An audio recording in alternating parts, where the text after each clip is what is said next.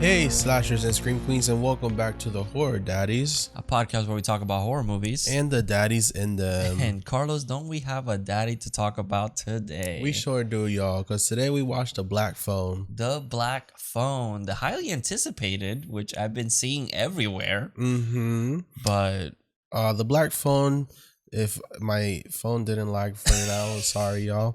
Directed by Scott Derrickson and written by, based on a story by Joe Hill, and screenplay by Scott Derrickson himself and C. Robert Cargill. yeah, and Joe Hill, obviously, that's a stage name for Stephen King's son, which is an author as well. He just decided to change his name, kind of do his own thing, which very good on him. Yeah. What did you think about the movie, Carlos? I really liked this movie. I felt like it was very simple and how do I say this? A very simple story with like a nocturnal, supernatural element to it. Yeah. That's fair. Mhm. I think I was expecting more, and I wasn't, just because I've been seeing, and I could say that it's overhyped for sure. But I mean, it's a simple story, like you said. It's just like a kid gets kidnapped, and it's like him dealing with it. Yeah. And then it's kind of like, the past victims are helping him or whatever. Yes. That's the whole idea of it. Mm-hmm. But honestly, it's not a bad movie. I think it's competent. It does whatever. I think for me, it's more like everyone's been like, this is like the best horror movie out. And I'm like, it's fine. Like, I think people were expecting like supernatural in like maybe like a Conjuring kind of way or Insidious. yeah. Where this one's not. It is straightforward. Where a kid gets kidnapped, and the guy's crazy, but there's also this supernatural phone in the basement. Yeah. Mind you, I have not read the book, so I don't know how the book is. Yeah, I haven't either. From what I was like trying to do a little bit of research at first. I at first thought the book came out after. Like it was like, how like sometimes they do like a continuation. Yeah, the or whatever. novelization. Yeah. But from my scene, it seems to be kind of accurate to it. So, I think it's fine. I think the only thing is, for me, it feels like how Saw. Remember how Saw, like, it feels like a short movie. That's what it felt like for me for this one. It felt like a short. Like, this could have been great as a short movie. Okay. And I feel like I like the characters. I think they're all well written. But it's just like it really wasn't that interesting to me. At least I've seen this kind of take of this same story done better in other movies, but honestly, it's still an enjoyable movie. I'm not saying don't watch it because it's the worst thing you'll ever see. Like, it's not. Like, you'll probably like it, and a lot of people tend to agree. Like, it does have great reviews, so go have at it. I thought it was a little boring, but that was just me. That's fair. So the cast is Mason Thames as Finney, Madeline McGaw as Gwen, Ethan Daddy Hawk as the Grabber himself. Yep. Jeremy Davies as Terrence, the kid's father, so I don't like. We also have E. Roger Mitchell as Detective Wright, Troy Rodoso as Detective Miller, another daddy, James Ranson as Max, with another movie with Mr. Hawk. And then we have all these kids that get murdered, kidnapped, that are bullies, but they're kind of like, they're side characters, but like they're all there. Yeah. Okay, I gotta say that Max, I was cracking up because I'm like, he's playing the same character he does in Sinister. Yeah. It's Officer So-and-so. Yeah. Like, that's literally I was like, wait, whoa, I didn't even know he was in this movie. So this is a sequel to Sinister, where Sinister 2 didn't happen. Ethan Hawke got possessed by whatever this is, and now he kidnaps children for a living, and Detective So-and-so decided to be his brother Max, who's on crack. And I love him. Like, it's so stupid. He has such a minor role, but it's so fucking funny. And I do like that this movie did remind me a bit of Sinister, with like the dream sequences in this movie use kind of like a VHS looking filter, which I liked. So that's what it reminded me. And then also there's a part where like Ethan Hawke's character, the Grabber, he's holding black balloons, and it reminded me very much of Pennywise, which was really creepy. Well, so now I want to see a picture of Pennywise next to Ethan Hawke with balloons and them being besties. Well, it's not a coincidence that it feels like a Sinister because he was the executive producer of Sinister, Well, the director. That's true. So That's true. and he also directed Doctor Strange, which I love Doctor Strange. But I can I honestly would love if this movie's focused more on like the sister trying to find him. I would have loved that more than like what he's going through because like he's just stuck. Like there's nothing you can do. Yeah. Sorry, dude. I thought it was gonna be more about her dreams because the sister's like a dream warrior. Yeah, like this is like supernatural. Like it's not like it's like kind of realistic because it's not like this crazy slasher guy. And it's like the only haunted or fantasy elements are the haunted phone. And then that the little girl has visions. And it's been told that spoilers, obviously, if you're already watching this, but like her mom has had the same thing. Yeah. So it's like kind of said a couple times throughout the movie. So it's not like down to earth, but it's just like it focuses like not that much time. And I found like that was the most interesting thing for me. Maybe the book did. Maybe it could be. Yeah, because where was I going? So we see Finn a lot in the basement. Because the thing is that every time he gets a phone call from a past kid that has the grabber murdered. Yeah. And each kid has tried a different way to escape. And so Finn obviously tries the same ways, but then they don't seem to work. And then Ethan Hawke's character, the grabber, he does this thing where he likes to leave the door open to see if a kid will go up the stairs and try to escape. But what the kid doesn't know is that when he's up there, he waits for a belt, shirtless, looking very hot, but very problematic. Yeah, very. And he plays this game called Naughty Boy, where I guess he beats them, and I don't know what else he does to them. Obviously, we don't see it because Finn gets a phone call, it doesn't do it. So don't fall for that, bitch. I know he looking real good, but don't do that. Yeah, he does it in one scene, but he's sleeping. Yeah, that scene was, I think, the most intense scene. Oh yeah. We're probably gonna be all over the place just because we just finished watching it. But honestly, the cast I don't have a problem with. Ethan Hawke. I think another thing is that Ethan Hawke is like, I don't know, he does a good job, but it's like, yeah, he just plays like a crazy. Like it's not even like that crazy. He just plays like a weirdo, and for that, not that much either. Well, I want to know more about him because they say that he hears the phone too, but then he keeps saying that the phone doesn't work. But the phone doesn't work. And so is like, it in his head? Or like what is his issue? Why does he do this? Like that's what I was questioning the whole time because I'm like, okay, so is this kid just hallucinating and like kind of has some sort of connection with the dead somehow? I don't know. He could. It could be very I see dead people. The Sixth Sense. I never seen it, but I know the twist. Like, and at least they explain, like, you know, like, okay, this happens, but with him, it's just he just hears these voices, and it's like, I don't know. I just don't, there's no explanation on like, how is he doing this? Like, is he going crazy? Is he just has a connection? If he can hear the phone, then why can't he just do something about it? Okay, so when he first gets kidnapped and into the basement, they kind of allude to us that the grabber is hearing the phone. Yeah. But the kid isn't. Because he does this like, well, I hear the phone.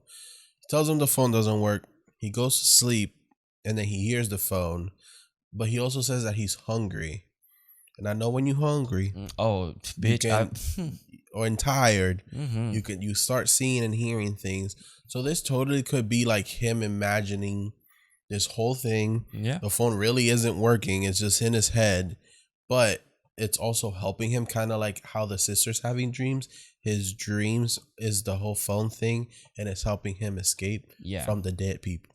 And that could be cool. My thing is that, but then it affects the real world because it's like one kid was pulling the phone wire from the wall, so he was trying to escape, but he got caught. Then he got, and then some other kid was digging a hole, and then he tried and tried and tried, but he didn't get far enough. So then he got, it just it affects the real world. It's not like he's just imagining that. No, I know. So it's like that's where it kind of throws me off, because it's like, okay, so this is just like some weird fantasy. I don't know how to explain it. It just it just kind of just happens. And I wish, that's why I was like, oh, we know the little girl has some sort of psychic connection. So why don't we see what he's going through her eyes? Like, she experiences what her brother's going through. But like imagining her going to sleep, and her and what's her name, Gwen and Finn are going to sleep, right? She wakes up from having these like illusions of like where he's at, and he turns around and maybe the guy's, the grabber's there. And it's because that's what Finn is seeing. Like, she's seeing whatever Finn is seeing. Yeah. The only thing with that is then Finn would have probably gave up, not knowing how to escape or do anything. So he would have just died. Yeah. And I mean, it's one of those things that's like, I mean, yeah, eventually. But I do like that he used every single thing that every kid called them for as an escape. Yeah. So like every escape was used as one escape for him to escape. Yeah. It's like, obviously not one of them worked, but all of them together worked. And it's kind of like teamwork. Yeah. Makes the dream work. I know I've seen online that supposedly the phone is supposed to resemble like a lifeline, so that's why he's okay. I can see that. And I get it. That's what the whole time I'm like, am I missing something? Like, I didn't, because I kept seeing this movie as like escaping your abuser. So, because we see that the dad is an alcoholic, single father. Mom either left or died. Yeah, I don't remember them actually saying that. I think she died. Yeah, I that's what I got from it too. I don't think she would have left the kids with him.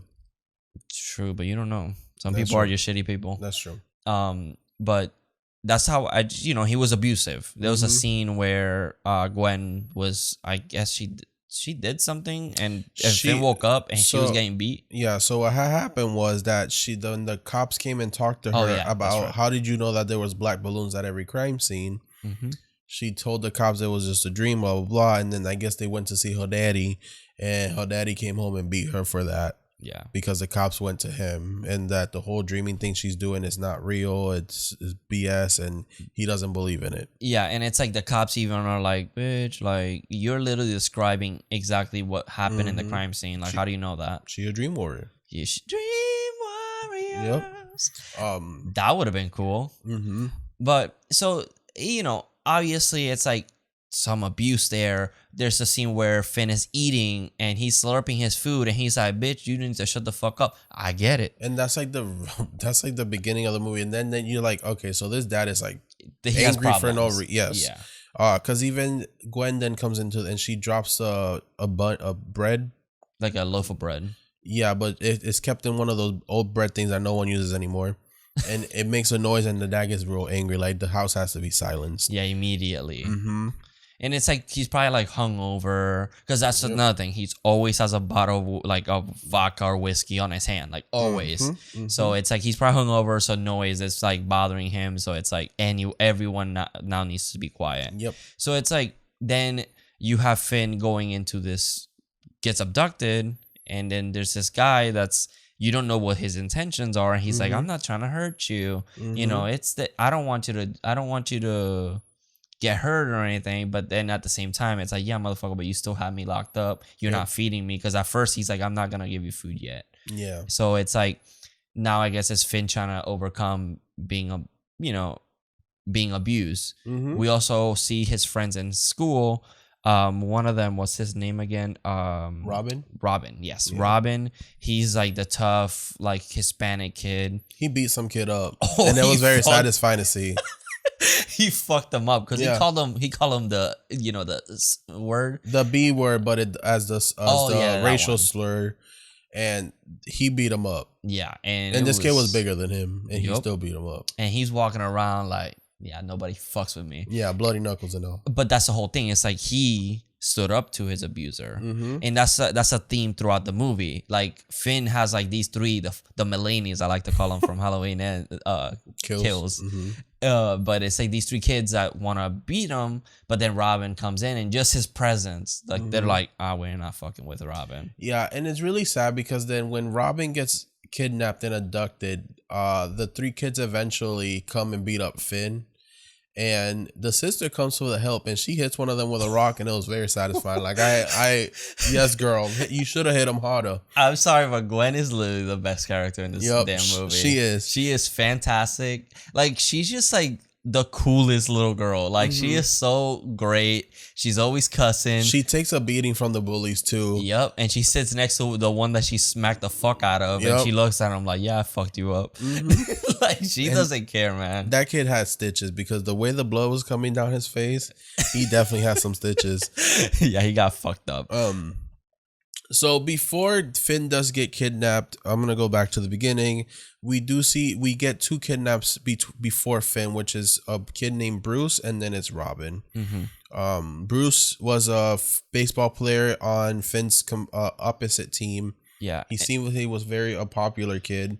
And he got kidnapped. And then you have Finn, that's the pitcher, and they seem like to have a rivalry at first because I was like, "Oh, I don't like one of them. I don't know who, but I don't like one of them." It was friendly. It was friendly. Yeah, then it's revealed that they were actually good friends. And I was like, "Oh, okay, cool." It's like this cute little, because what was it?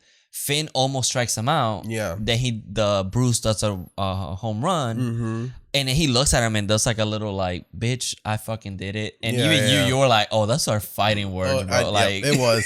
But then he came out and it's like, oh, you almost got me. Good game. Like, yeah. And then he's like hanging out with all the, like, this, I guess, the girl that everyone likes or whatever, which I think she was only like in 2 scenes, right? She's always in the classroom with Finn. Yeah, that's true. Yeah. So it's like this neighborhood, they all kind of get along. And then Bruce is the first victim. Yeah. And every time he kidnaps someone, you see the black van and then it fades to black. And then we know what happened. Yeah, it does like a Super 8 kind of effect, right? Which I think that's supposed to be like this girl dreaming it. It could be. Right? Well, I think when they're about to kidnap, it looks like a normal screen, and it's like it just fades to black. Whenever we see like the Super 8 VHS looking filter, that's when she's having a dream. Yeah, because she's seeing it in the 70s, and that's when like things were just look like that, bro. And I'm telling you, oh yeah, it's 1978, which that surprised me too. I didn't know this movie took place in the 70s, which either. Makes sense because like nowadays you can't just kidnap a kid. They got fucking trackers. They got trackers. They got microchips. Yeah, they got everything. Got cameras everywhere. And that's what I'm saying. In the fucking 70s, motherfucker be killing people, and all you gotta do is just not be there, and you would get away with it. Yeah, and then Ethan, another thing, the grabber was very slick. So he had 2 houses, which is revealed at the end. He had one where he kept the one kid alive in the basement, which he made it completely soundproof. And then the other house was just empty. And then the basement was where the bodies were buried, which I think when we got to the end of the movie, I think he was buying cement because I think Finn was probably the last boy he was going to kill. And then he was going to cover the basement in cement. Yeah, because when it's revealed, when they find the house, you see all the little like bumps and then there's one hole left. Like it's open and it's like sand, right? Or something. It wasn't cemented yet. And so the sister the whole time was having dreams about the house where all the dead kids were, because their bodies were technically underneath that house. Yeah. So the cops show up to that house at the very end, but then we see Finn coming out of the other house, and I was very confused. I was confused too. I was like, wait a minute, aren't they in the house? I was like, what is happening? And then Ethan Hawke purposely made both houses look exactly the same, doors and everything. It's just one is abandoned and the other one's not. Yeah, and so that's why the sister thought that the brother was in the other house, which it was just super weird. Yeah, I think it has, I think, good ideas. It's just like, for me, it just doesn't work very well. I feel like the reason she was seeing the other house was because the dead kids were giving her signs like, oh, we're here. Yeah. But if you find us, then you can find your brother, because if you just find your brother, you're never going to find us. Yeah, and it's like, at one point, I forgot the name of the kid. It's the last kid that she sees before Robin. the blonde kid. I forgot his I forgot his name. He looked like Eddie from Stranger Things, but blonde. Yeah, he did. He looked just like him. Oh my god, I need to find him. Vance. Vance, make him dance. Yeah, Vance, make him dance. Well, no, he didn't make him dance because he fucking died. But he carves a number on the kid, and then it's find out that Gwen is dreaming a flashback scene with Vance. So he didn't really carve that number. It was just her. It was in her dream, how you see things in your dreams. Yeah. Like because it's a message that she saw. If you look in the dream, Finn is also there. He's in the store. Was he there? Yeah, he was there. He opens the door for him and for the cops to let him out. His Vince I didn't opens. even see that. Yep. And then you see Gwen come over and then she gets in the car. And that's when I was like, oh, this is a dream. One, because Finn is there. And two, because she is there. And also, he looked the same age as that kid, like as he still did in the movie. And so we don't know how old this is. That's another thing. So we don't know how long it takes place within those dreams. So he takes her to the house, and then he's telling her something in the dream. But as he's telling her in the dream, Finn is also hearing it on the phone. So it's like the phone and the mind are connected. Oh, that's true. And that's when he's telling him, like, you gonna fuck this guy up. Yup. So let's talk about each phone call and how they progress, because the first one is a kid named it's Bruce. Bruce is the very first phone call. Because he doesn't remember his name. Mm-hmm. So that's one thing. The kids don't remember their names. Yeah, because I guess it's been so long that they just eventually forgot. So which is very that's a sad and traumatic thing. Mm-hmm. And he knows that the voice sounds familiar. Yeah, but he's just thinking. He keeps repeating, "That's your hand is mint. You almost had me," and that's what he told him at the game. Yep.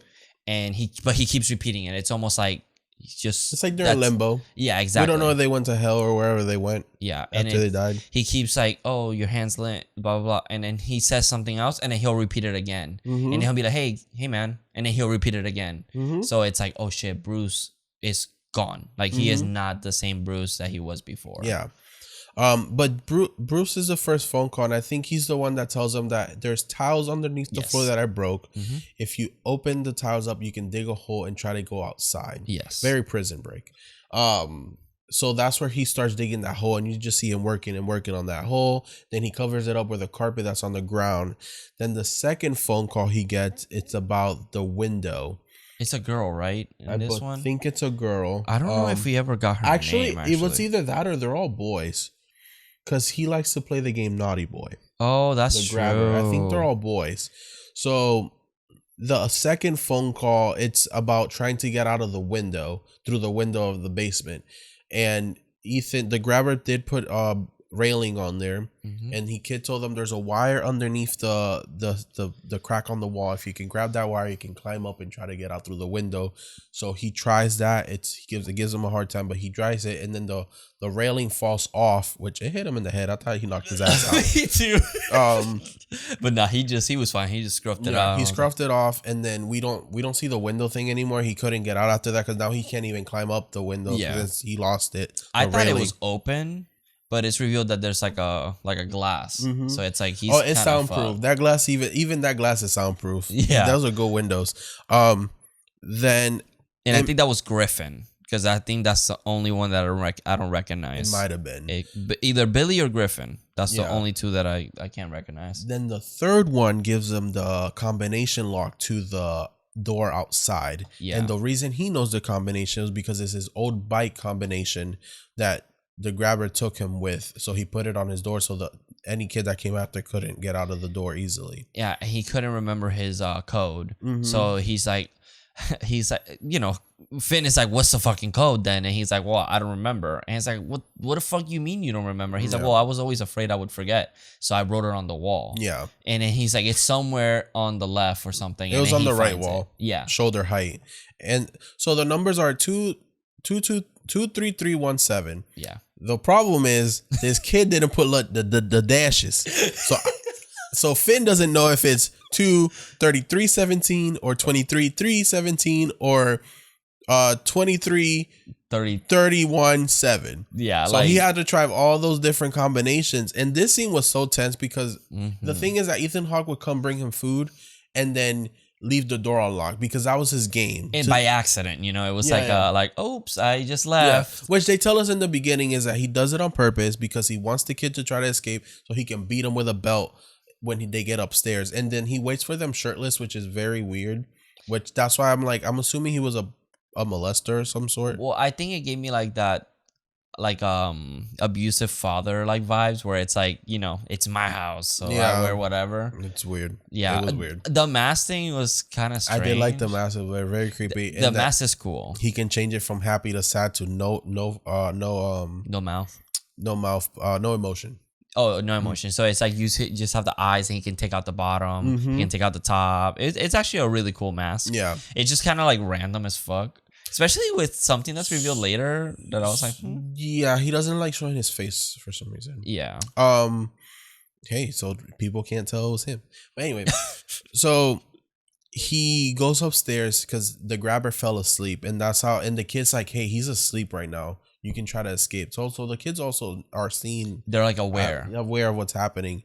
So it's this real tense scene, and then he's trying to unlock the lock, but then a few minutes earlier, we are shown that there's a dog in the house because the cops do show up at the house, but we're like, fuck, you were so close, but so far. We actually don't know that that's the house yet. No, because it's Max that opens the door. We see the Gwen did have a dream where he's screaming at the door, but we only see the door. That's it. We don't see anything that else. Is the house. Yeah. It's just that since Max, the brother, opened the door, I was very confused. Yeah. So. And I do like it because the grabber is sleeping, but since the mask, you know, and the light kind of cover his eyes, you never know if he's actually like asleep. He's just kind of like moving. Yeah. And I was like, oh, this motherfucker's gonna he's gonna be awake the whole time. Like something's gonna happen. Scared. I was so scared. Okay, so like as he's unlocking the door, you see Finn's face, and then behind him is the grabber, but it's blurred. So I thought we were gonna go out of focus from Finn, and the grabber's face was just gonna be turned looking at Finn. I was like, "Oh my Jesus!" But then Finn does unlock the door, but the dog barks, and that wakes up the grabber. And Finn runs. He runs outside. And I'm like, "Boy, start screaming for help! Somebody gonna walk out." But then I remember Halloween 1978. Nobody helped Lori. I told you. And someone turned on the lights. Didn't even go outside. They're like, fuck it. Yeah. So like neighbors do turn on the lights, but then your grabber grabs Finn, and it's like he pulls a ghost face line. He says, "If you open your mouth, I'm gonna gut you like a pig." Yep. So he doesn't, and then like the lights go back off. He takes him back into the basement, and he beats him. That is the game. So I guess he got hyped from that. And that's the thing is that Finn wasn't playing the game because he kept leaving the door unlocked and Finn wasn't falling for it. So now he can't go to the next stage. Yeah. Which is his favorite part. Which we don't know that part because we don't get to it, first of all. Second, if you don't play the game, he can't kill you. You have to play the game for him to end up murdering you. Yeah. So you get kidnapped, don't play the game. Just keep listening to the fucking phone that's haunted. And there's some jump scares which I kept seeing like people being like, oh, there's some crazy jump scares. I don't think that were like that. Like I didn't jump at all. They got me. Well, you get caught by anything. But they still got me. They're pretty just creepy. Really loud. There's one jump scare that's so fucking loud because it's like a lightning strike. And that one got me, but it literally because it hurt my ear. I was like, Jesus, that was fucking loud. There's also a fucking demon kid behind him every time they do it. But then the third phone call he gets is about the freezer which is the tough kid that looks like Eddie. He breaks through the wall, and then there's a freezer on the other side of the wall, and he gets the hinges off, and he goes into the freezer, but he can't open it. But then that one has steak inside of it. And I'm like, what's steak gonna do? But it does something. It does something later. So then I think those are the only phone calls he gets because there's no other one. He gets Robin eventually. Oh yeah, Robin's was phone calls to teach him how to fight. Yeah. So because he has to stand up for himself. Yeah. Which he told them earlier in the movie. So his thing is that fill the phone up with dirt, pack it really well so it's heavy, and you're gonna use it to beat up the grabber. So then that is the last phone call because he says, "Oh, will the phone work after this?" And Robin's like, "No, but we'll be here." Yeah, I don't know why that reminded me of The Office when Jim is putting pennies on Dwight's phone. until it becomes really heavy, and then like he takes them all out, so he just punches himself in the face. So funny. But that's pretty much, he like teaches him like, oh, swing the phone like once, like fake it, step back, and then actually swing. Yeah. And that's like he's kind of like learning how to fight with Which him. I'm pretty sure Robin's tried that and didn't win. Yeah, exactly. Because every escape plan that these kids give him is what they tried, just didn't work. Yeah.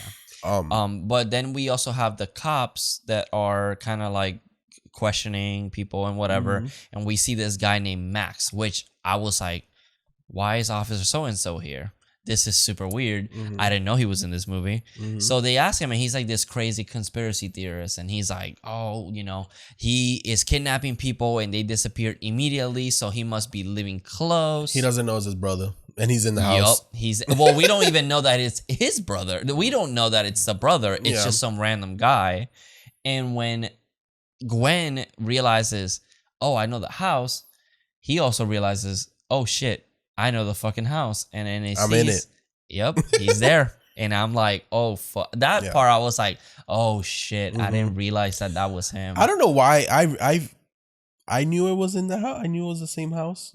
I knew because of the dog. With Max?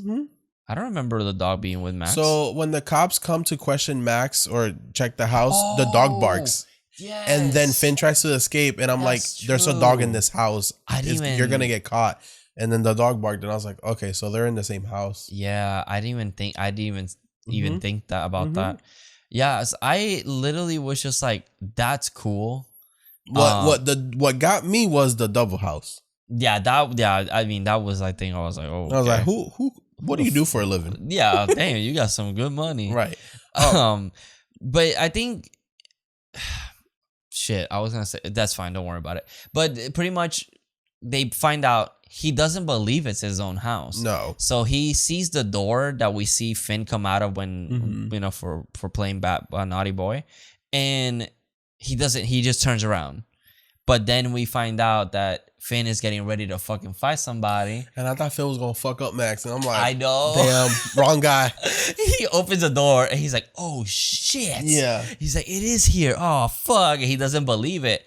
But I'm like, this whole time I'm like, he's going to open the door and the motherfucker's going to be standing behind him. That's a regular horror trope. It was framed exactly. Like the door was like barely open and you can only see him. Yeah. And yeah, eventually he opens it. The brother's there, kills him with an axe. Yep, he axes him in the head. But then he brings the dog with him because he's like, if you try to escape, the dog's going to get you. He has the dog by the door. Yeah. Which is why I said the steak was going to come in handy later. And then he's like, oh, you made me kill my brother. And gives me like very like gaslighting, abusive father type. Which was what he was doing. Because it's like, oh, you made me hit you. Like it's your fault that I'm hitting you. That's pretty much what's happening. But then he starts. What did he do with the cable? That's the one that I was like, what? Max runs over towards the toilet because there's like a hallway with a toilet, and that's where he was digging the hole. And then Ethan runs behind him, and then he pulls the cable, trips Ethan hard. Oh, yes. Ethan falls into the hole, and then he breaks his ankle because he put the grate there sideways, the grate from the window, which is the other escape thing. And then he breaks his ankle, and that's when he started beating the fuck out of him with the phone. Kills him eventually, and then he puts the phone to the grabber's face, and you hear the kids like, "Oh, we got you" or something. Yeah, and they're all like saying like pretty much all the lines that they've been saying throughout the movie. And then when Finn tries to escape, the dog is at the door, so he just grabs one of the steaks from the freezer and just gives it to the dog, and then he goes up the stairs. The cutest dog too. It's actually a really I hate that they chose this breed to make it look aggressive. Yeah, which is like, I mean, it's like whatever, but. Should have been a German Shepherd. Then as this is happening, the cops are searching the other house, and we don't know it's the other house, and it's just empty. And I'm like, hold on a minute. How the fuck did this guy move houses and basements and we don't realize it? That's what I was like. At first I was like, is this gonna be like some sort of like time trip where like I thought so too. I was like, oh my god, Finn's already dead. It's too late. Like, and that would have been super interesting. Like if Finn was just dead the whole time.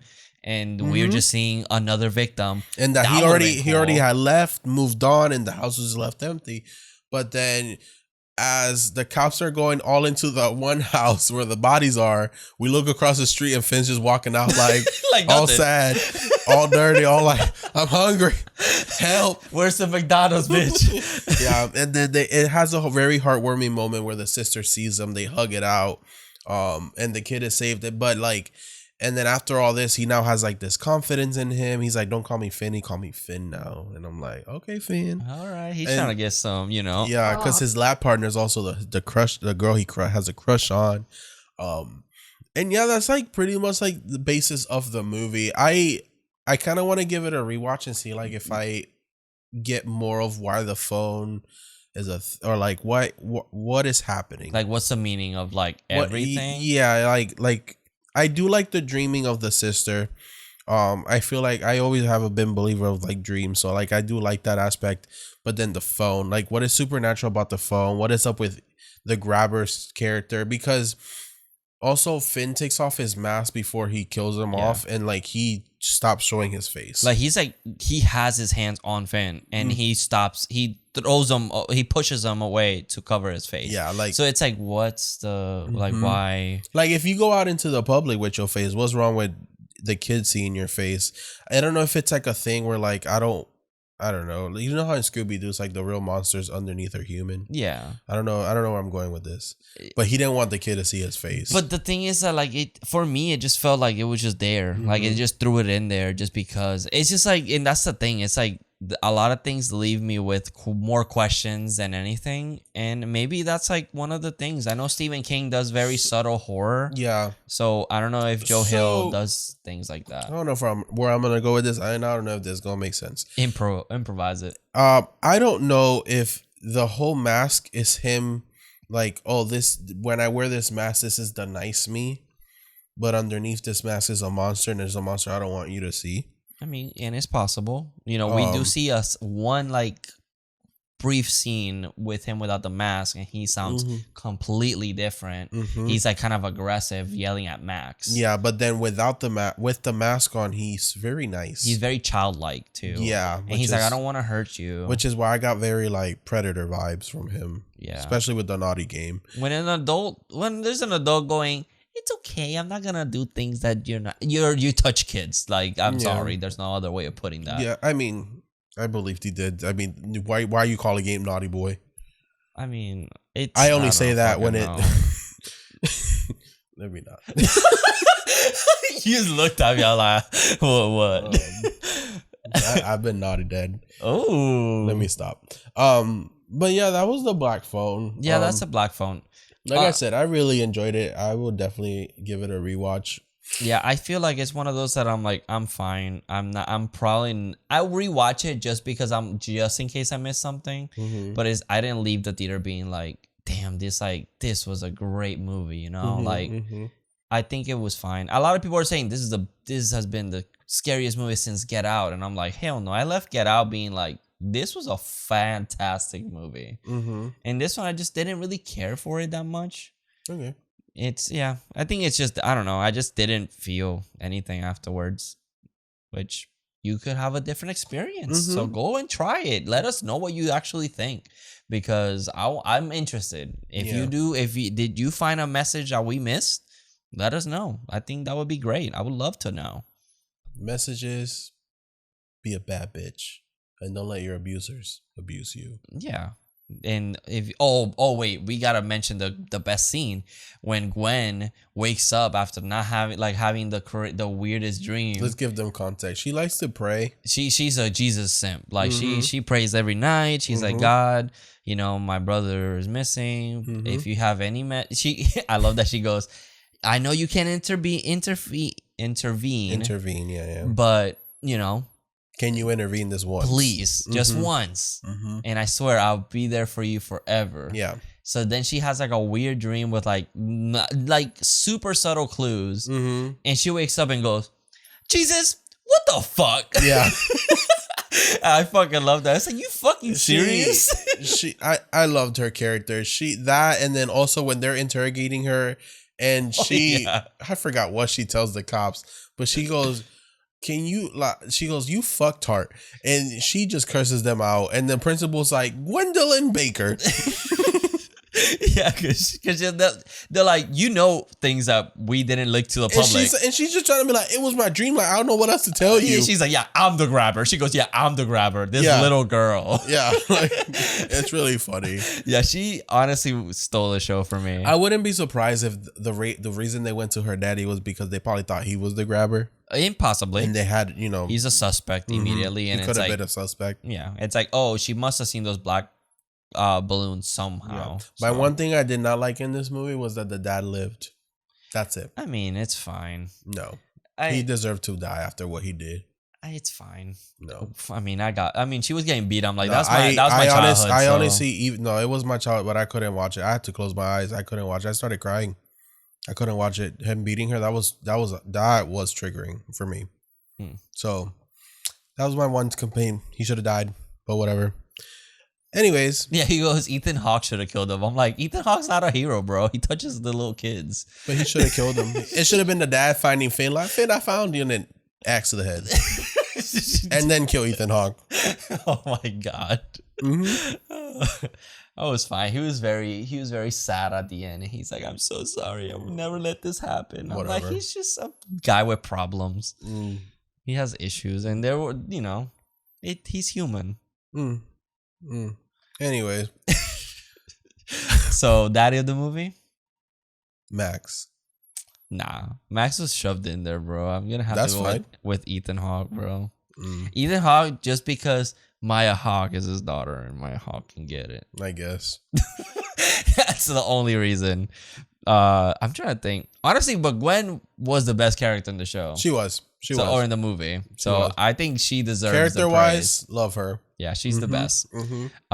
There's no kills. I mean the one, right? We don't see anymore. Oh, the axe to the head. Yeah, because we don't see him ever kill the kids either. Yeah.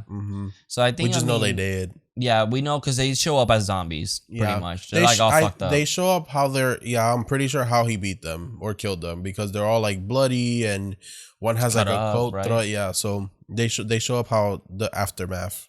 Yeah. But yeah, I mean, it was a cool kill because you saw it, like, it wasn't like it cuts away or anything. It was like you see him get axed in the head. It was very American Psycho. Oh, and then in his own death, the grabber's death. Oh yeah, he died by being choked to death. Yeah. So, but definitely the axe to the head, I would say. Yeah, I think that's pretty much it. Well, we didn't get reviews because this is a new movie. Yeah, I mean, but yeah, eventually, just read the reviews. Our reviews, Carlos gives it a thumbs up. I give it a thumbs up. Mine's in the halfway. That's it. Make your own opinions now. 4 black phones. 4. Oh yeah, how many knives out of 5? 4. 4 knives. Okay. Yeah. I would give it a straight 3. Okay. 3 out of 5. I think that's fair for me. Okay. But yeah, I think that's it, right? Yeah, that's it. Are we doing anything next week? We were supposed to do Jaws 2, and then we forgot that this movie came out. Yeah. But I can't change next week's movie because it has to stay on theme. Because next week is 4th of July. It is 4th of July. We're watching I Know What You Did Last Summer. Yo, okay. I've never seen it, so I'm excited. Yeah. Oh my God. What is that? Sorry, I've been wanting to play that all day. Yeah, so that's going to be me throughout the movie. Yeah. Wait, didn't Scary Movie make fun of that one? Yeah. Okay, so there you go. It's like watching Scary Movie 1. There you go. So I've seen it already. Yeah, you pretty much have. Oh God, I'm excited. Yeah. All right, sweet. Well, guys, if you want to support us, like always, the merch store is down below, so you can check out all of our merchandise. Also, just leaving a comment, a like, or a review on our audio podcast places help us tremendously. So thank you, and thank you. And remember, the phone doesn't work. What the fuck, Jesus? See you in your dreams. Oh.